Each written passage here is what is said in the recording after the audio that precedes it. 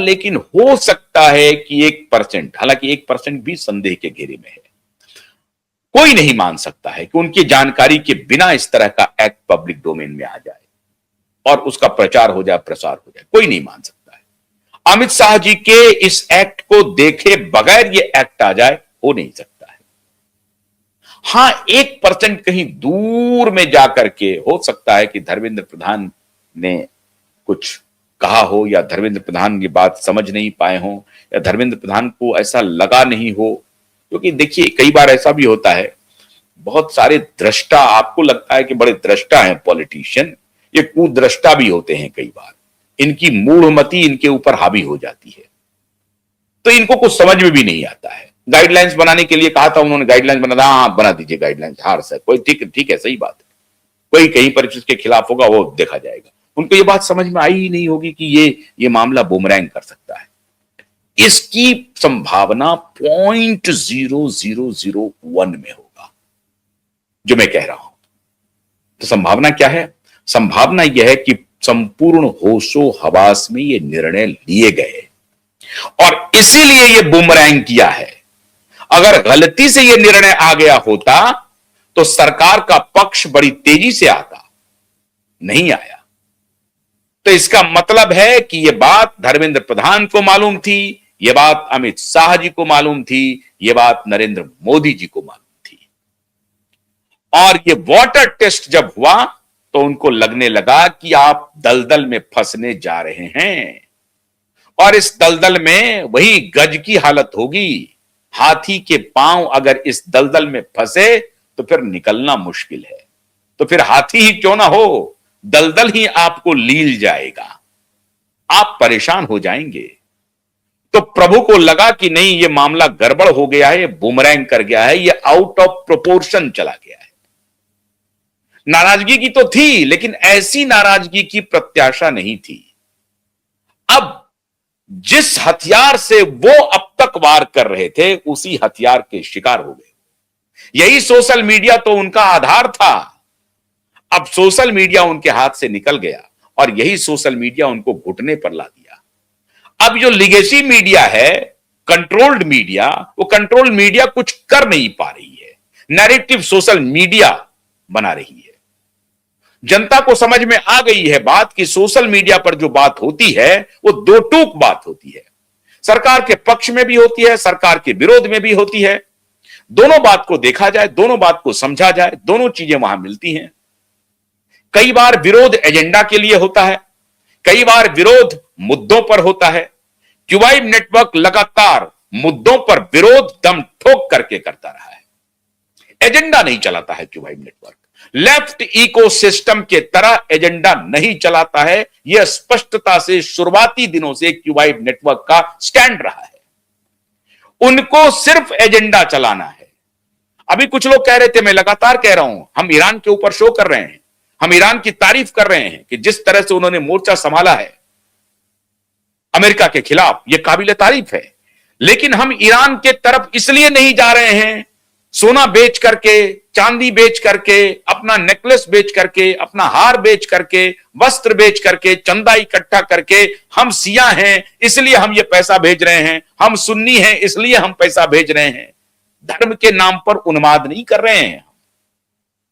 और इसलिए बहुत सारे लोगों ने सवाल उठाए कि जम्मू कश्मीर से 5 लाख हिंदुओं की, खासतौर से पंडितों को वहां से बाहर निकाला गया, किसी ने चूड़ियां नहीं बेची, कोई सड़क पर नहीं उतरा, पूरे देश में नहीं उतरा।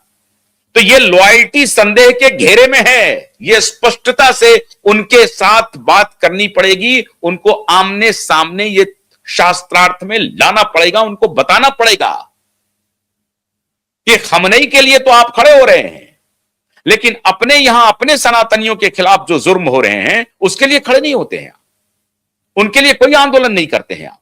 आपकी निष्ठा संदेह के घेरे में है और आप संदेह के घेरे में संपूर्ण रूप से हैं। और इसीलिए गजबाए हिंद का जो खेल चलते रहता है आपका, जिसको वामपंथी समर्थन करते हैं, वामपंथी की निर्लज्जता देखिए, वामपंथियों की निर्लज्जता देखिए। उनको सनातन में सेक्युलरिज्म उनको चाहिए, लेकिन इस्लामिस्टों के साथ सेक्युलरिज्म नहीं चाहिए।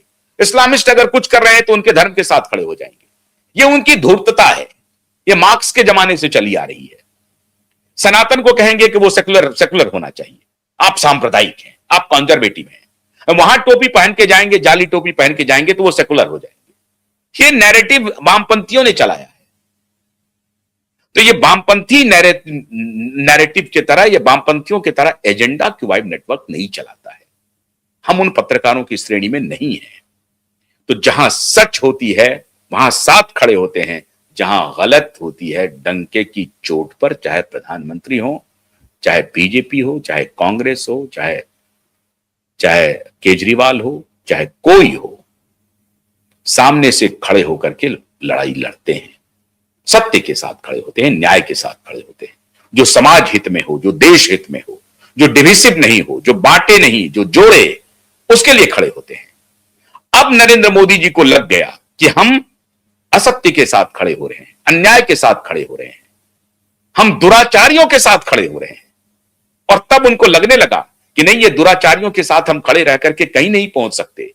ये जो पॉलिटिकल एक आइडियोलॉजी है कि नहीं नहीं ये तो विरोध होता है, सेटल डाउन हो जाएगा कुछ दिन में, गुस्से होंगे, कहां जाएंगे, या कैलकुलेशन करते रहते हैं कि चलो इसका इतना नुकसान होगा तो इसका इतना नफा होगा।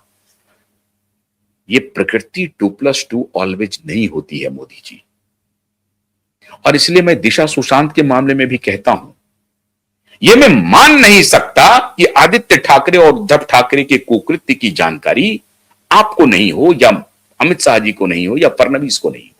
है, सबको मालूम है कि वहां पर क्या क्या खेल हुआ है। आप बचा रहे हैं, आप सोच रहे हैं अरे कुछ बचा लेते हैं, राम मंदिर का उद्घाटन कर लेंगे, इधर पुण्य कमा लेंगे, इधर जो पाप कमा रहे हैं बराबर हो जाएगा। नहीं होगा, प्रारब्ध आपका पीछा करेगी। और किया, आप समझिए, शंकराचार्य ने आपसे कहा था, पुरी के शंकराचार्य ने, कि 22 जनवरी 2024 को उद्घाटन मत कीजिए, मुहूर्त ठीक नहीं है। लेकिन आपने अलग तरह का सनातन खोल दिया है।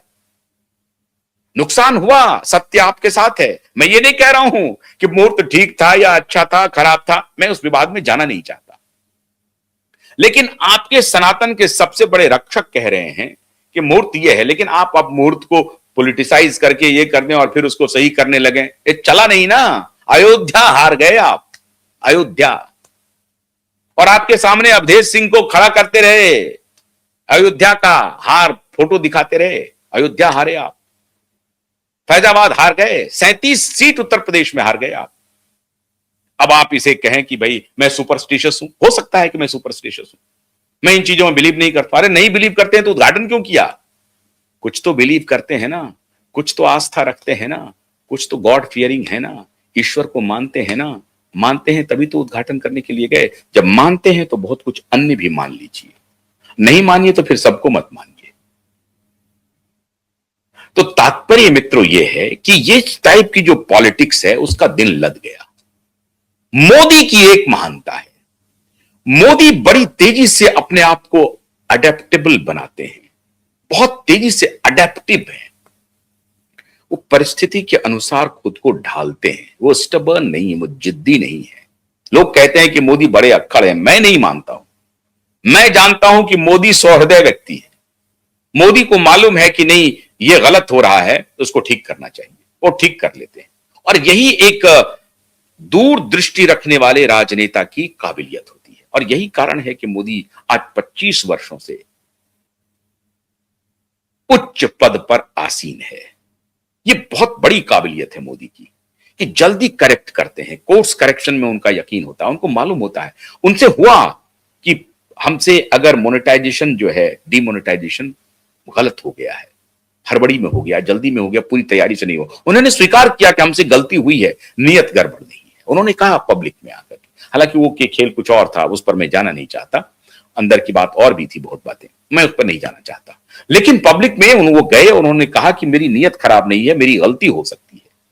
उन्होंने कोर्स करेक्शन किया, उनको लगा कि इससे असुविधाएं हो रही हैं, मौतें हुई कोविड के दौरान भी। अब वो मन ही मन स्वीकार कर रहे हैं कि उनसे बहुत बड़ी गलती हो गई थी, इन माफियाओं ने उनसे गलती करवा लिया। लेकिन खैर कोई बात नहीं, उनके पास उस वक्त कोई चारा नहीं था, वही लाइन लेना था। कोई भी रहता तो लेता, हाँ, लेकिन इस तरह से नहीं लेता जिस तरह से वो ले रहे थे। खैर अब जब ये मामला आया है यूजीसी का, उन्होंने कोर्स करेक्शन करने का मन बना लिया है। अंदर की खबर है मित्रों कि अब वो कैबिनेट रिसफल भी करने जा रहे हैं और इस वर्ग को, जो वर्ग नाराज है, उस वर्ग को वो अपने तरीके से कोई ना कोई रास्ता निकाल करके संतुष्ट करने की योजना बना रहे हैं। ये प्लानिंग उनकी चल रही है। इसमें उनको कामयाबी मिल भी सकती है अगर वो धीरे से ही कांधे पर हाथ रख दिया कि नहीं, हमारी ये नियत नहीं थी, कहीं गड़बड़ी हो गई है, किसी न किसी को बलि का बकरा बनाएंगे, वो बना दें, कोई बात नहीं, हो सकता है धर्मेंद्र प्रधान को ही बना दें, लेकिन कोई ना कोई बलि का बकरा बनेगा ही। वो पॉलिटिकल कंपल्सन है, उसे मैं बुरा नहीं मानता हूं, वो क्या कर सकते हैं।